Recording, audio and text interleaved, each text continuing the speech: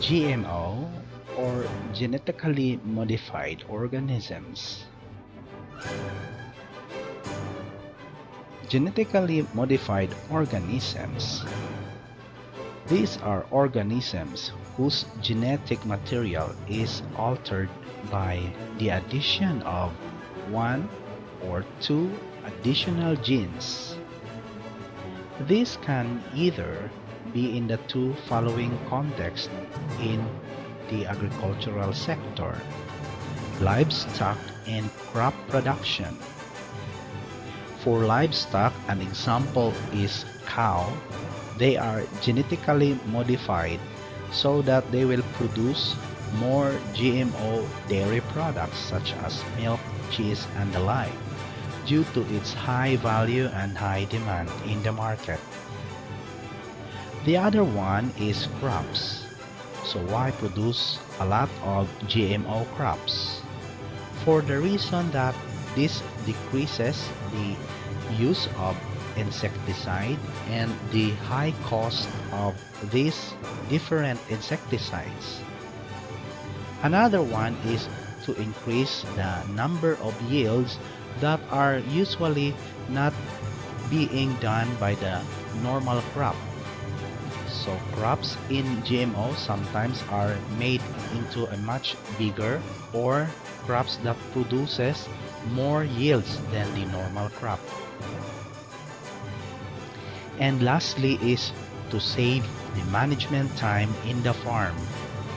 So instead, for example, of putting so much of pesticides and preparing most of the land for the specific type of crop, crops are now suitable to grow even in a very harsh environment.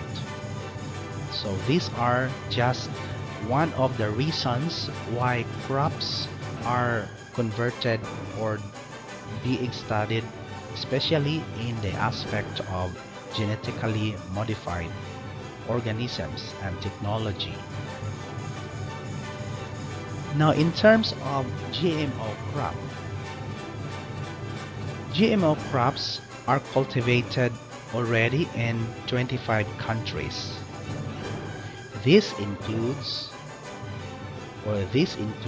the United States of America. An example to GMO crop is called the flavor sour tomato.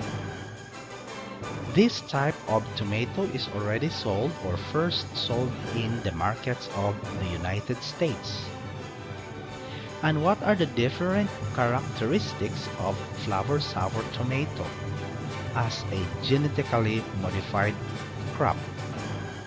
This type of tomato will resist to the natural rotting and softening of the tomato before it can be delivered into the market.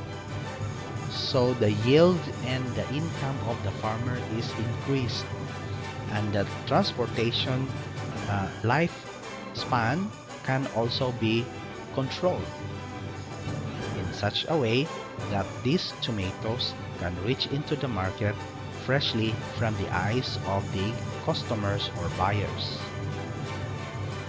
And in terms of technology, what are some of the technologies that are involved in GMO crop?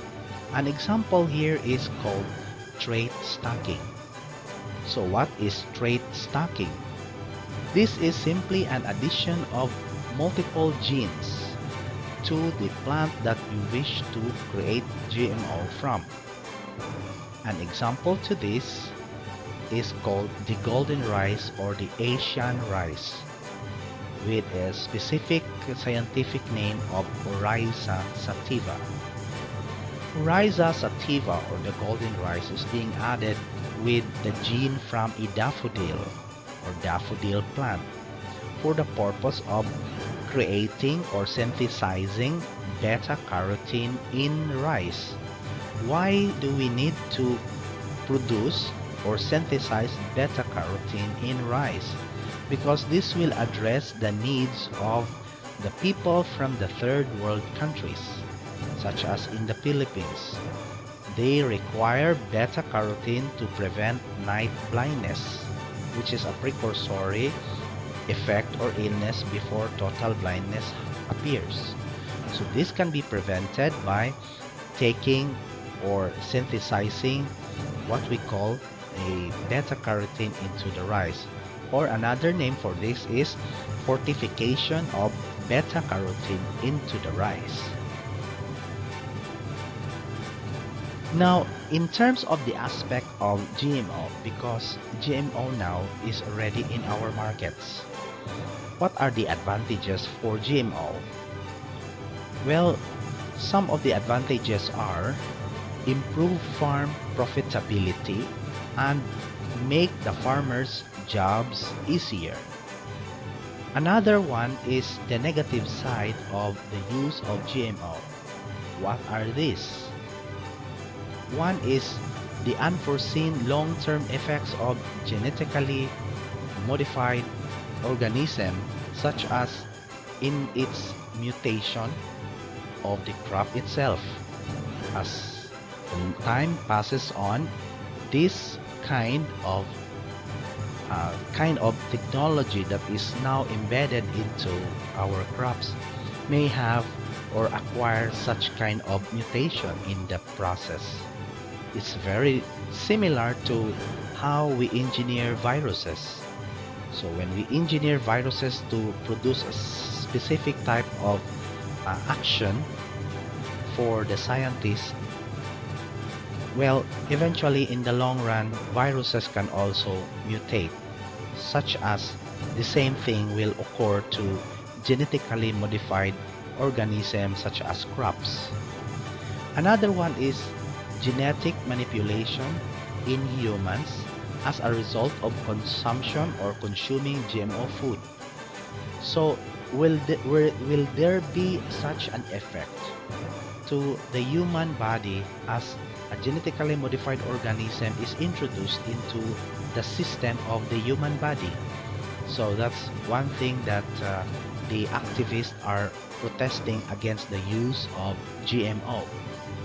And the third one is the control of food supply by small numbers of producers. So for example, a specific type of food can be produced out from this GMO product. They can already be controlled as because genetically modified organism can be manipulated as well. And lastly, one of the examples that is presented in here, the last one is the insufficient testing of genetically modified organisms such as crops, the side effects and other effects of this type of organism. So for the unforeseen long-term effect, maybe crops will produce some kind of allergen where humans are susceptible into. So these are the simple concepts or as kind of a conceptual summary about the genetically modified organisms.